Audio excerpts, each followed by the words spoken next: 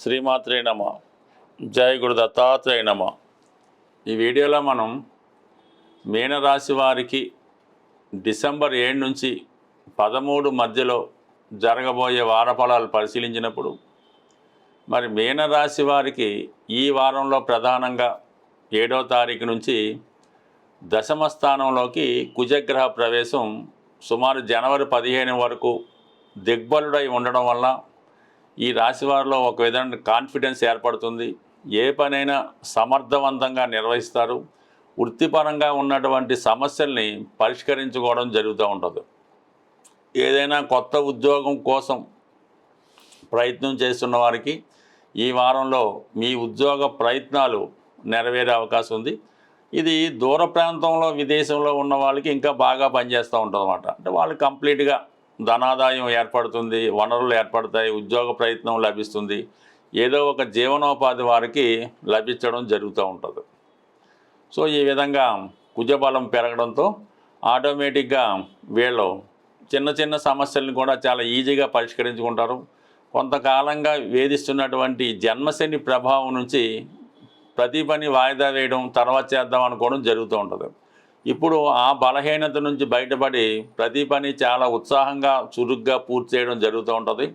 అనుకున్న పనిని సకాలంలో పూర్తి చేయడానికి చాలా వరకు చాలా యాక్టివ్గా హుషారుగా ఉండడం జరుగుతూ ఉంటుంది. సో మిగతా గ్రహాల స్థితి పరిశీలించినప్పుడు 9వ స్థానంలో రవిగ్రహ సంచారం. ఇది జాతకుల్లో ఒక విధమైన ఆధ్యాత్మిక చింతన కలుగుతూ ఉంటుంది. పుణ్యక్షేత్రాలు దర్శిద్దామనే ఆలోచన కలుగుతూ ఉంటుంది. విద్యార్థులు వారి విద్యను ఇంకా అభివృద్ధి చేసుకోవడం కానీ, ఏదైనా కొత్త కోర్సులో ప్రవేశించడం కానీ జరుగుతూ ఉంటుంది.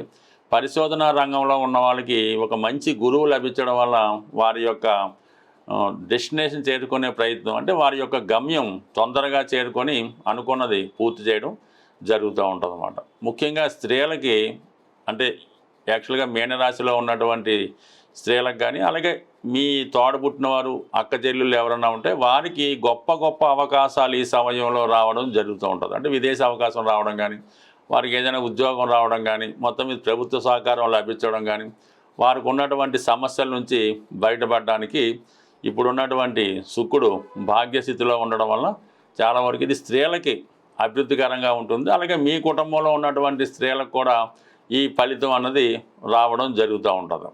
సో మొత్తం మీద ఏంటంటే ఈ వారంలో ఒక కొత్త గురువు మీకు లభించడం వల్ల కొన్ని కొత్త విషయాలు తెలుసుకుంటారు.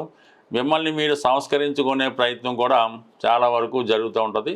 తరచూ ఏదో ఒక ప్రయాణం చేయడం జరుగుతూ ఉంటుంది. ఎవరినో ఒకరిని కలుసుకోవడం, కొన్ని ముఖ్యమైన విషయాలు తెలుసుకోవడం జరుగుతూ ఉంటుంది. బట్ ఏదైనా ప్రస్తుతం ఏర్పడుతున్నటువంటి ఉన్న ఇబ్బందుల నుంచి బయటపడడానికి మీరు ఎక్కువ కృషి చేస్తూ ఉంటారు.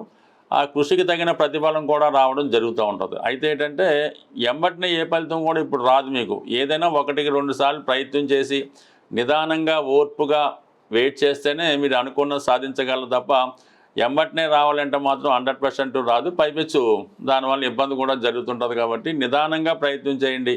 కంప్లీట్గా మంచి అవకాశం చివరిలో అయినా మీకే రావడం జరుగుతుంటుంది. ఇవన్నీ బాగున్నప్పుడు కూడా మిమ్మల్ని ప్రోత్సహించే వాళ్ళు ఎలాగున్నా నిరుత్సాహపరిచే వాళ్ళు ఎక్కువ మంది ఉంటారు. మిమ్మల్ని ఏదో విధంగా డెవలప్మెంట్ అవ్వకుండా మీరు అదే స్థితిలో ఎందుకు పనికివాడిగా ఉంటే మీతో రకరకాల పనులు చేయించుకోవచ్చు, మిమ్మల్ని ఉపయోగించుకోవచ్చు అని కొంతమంది మీ చుట్టూ ఉన్న వాళ్ళే మిమ్మల్ని ఎదగనివ్వకుండా చేస్తూ ఉంటారు. పైపెచ్చు మీకు ఏదైనా ఉద్యోగం రాకుండానో పెళ్ళి అవ్వకుండా వాళ్ళే ప్రయత్నం చేస్తూ ఉంటారు. అంటే మిమ్మల్ని వాళ్ళ ఆధీనంలో పెట్టుకొని మిమ్మల్ని వారిని ఉపయోగించుకోవచ్చనే ఉద్దేశంతో మీకు అభివృద్ధి రాకుండా వాళ్ళు ప్రయత్నం చేస్తారు. వారి నుంచి మీరు బయటపడాలన్నమాట. అంటే ఏదైనా ఒక విద్యార్థి ఒకళ్ళు ఉంటాడు, బాగా పెద్దవారితో స్నేహం చేస్తుంటాడు.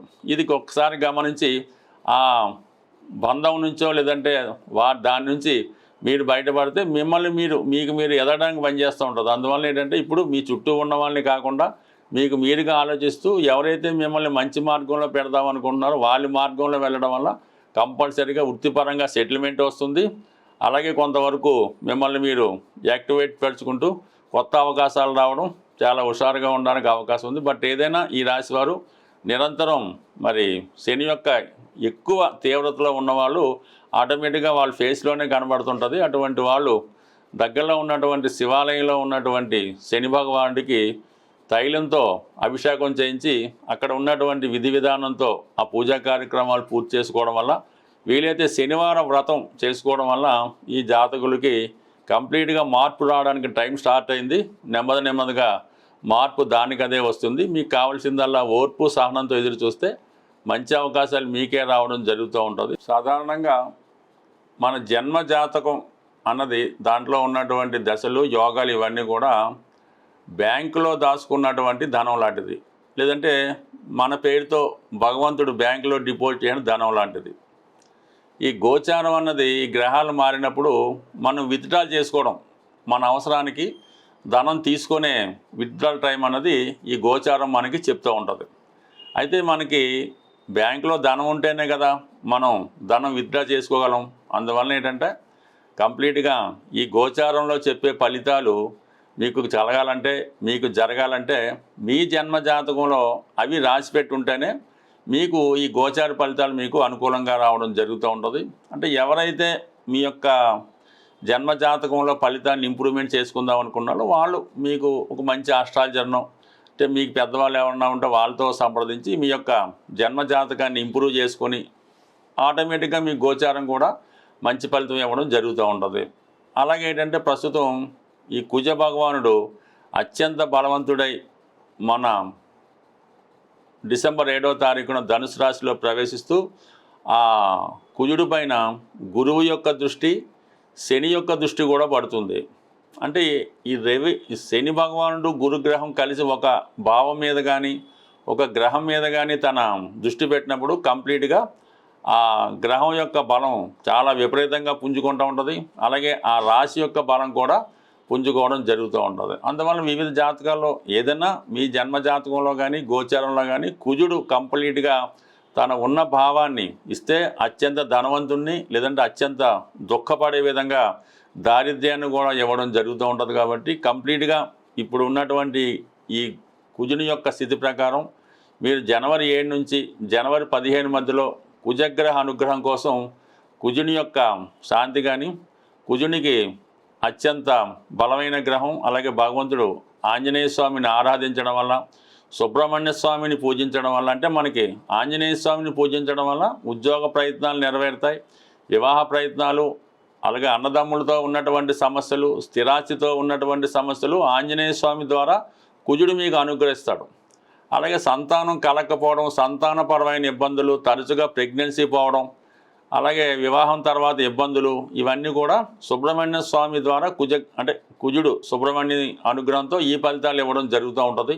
బట్ ఏదైనా మీకున్నటువంటి సమస్యను బట్టి అటు సుబ్రహ్మణ్య స్వామిని కానీ ఆంజనేయ స్వామిని కానీ, అంటే ఆంజనేయ స్వామి అయితే సింధూరంతో అభిషేకం చేసి వడమాల నైవేద్యం పెట్టి మరి ఈ విధంగా తమలపాకులు దండ వేయడం వల్ల ఆంజనేయ స్వామి ప్రసన్నం అవుతాడు. ఖచ్చితంగా 8 వారాలు చేయడం వల్ల, అంటే ఇంచుమించుగా ఈ టైం అంతా కూడా డిసెంబర్ 7 నుంచి జనవరి 15 మధ్యలో వీలైతే ప్రతిరోజు ఆంజనేయ స్వామిని ఈ విధంగా పూజించడం వల్ల రుణ సమస్యల నుంచి బయటపడతారు. అలాగే సుబ్రహ్మణ్య స్వామిని ఈ సమయంలో పూజించడం వల్ల సంతానానికి సంబంధించిన సమస్యల నుంచి బయటపడడానికి చాలా విలువగా ఉంటుంది. ఏదన్నా ఒక గ్రహం బలంగా ఉన్నప్పుడు ఆ గ్రహానికి మనం పరిహారం చేసుకుంటే ఆ గ్రహం మనకి ఫలితాలు ఇవ్వడం జరుగుతూ ఉంటుంది. అదే ఒక గ్రహం బలహీనంగా ఉన్నప్పుడు దానికి ఎంత పరిహారం చేసినా ఉపయోగం ఉండదు. కాబట్టి ఆ సమయంలో ఆ గ్రహానికి సంబంధించినటువంటి దానాలు అటువంటివి చేయడం వల్ల ఆ గ్రహం స్ట్రెంత్ పెంచుకొని మనకు ఫలితం ఇవ్వడం జరుగుతూ ఉంటుంది. బట్ ఏదైనా మనం ఇచ్చిన ఫలితాన్నే తిరిగి మనకి ఆ గ్రహం ఇవ్వడం జరుగుతూ ఉంటుంది. బట్ ఏదైనా మీరు ఈ సమయంలో మీ యొక్క మీలో ఉన్నటువంటి సమస్యను బట్టి మీ జాతకంలో ఆ యోగం ఉన్నదా లేదా తెలుసుకొని ఈ గ్రహాలకి మనం తగు విధంగా పరిహారం చేసుకోవడం వల్ల ఇప్పుడు ఈ సమయంలో ఆర్థిక ఇబ్బందులతో ఉన్నవాళ్ళు, భూమి సంబంధించిన సమస్యలు, భార్యతో పడుతున్న ఇబ్బందులు, అలాగే సంతానం లేక ఇబ్బందులు పడుతున్నవారు ఈ సమయంలో ఈ పరిష్కారం చేసుకోవడం వల్ల, ఈ గ్రహాలను ఆరాధించి ఆ దేవతల్ని పూజించడం వల్ల ఫలితం కూడా చాలా క్విక్గా రావడం జరుగుతుంది. స్వస్తి.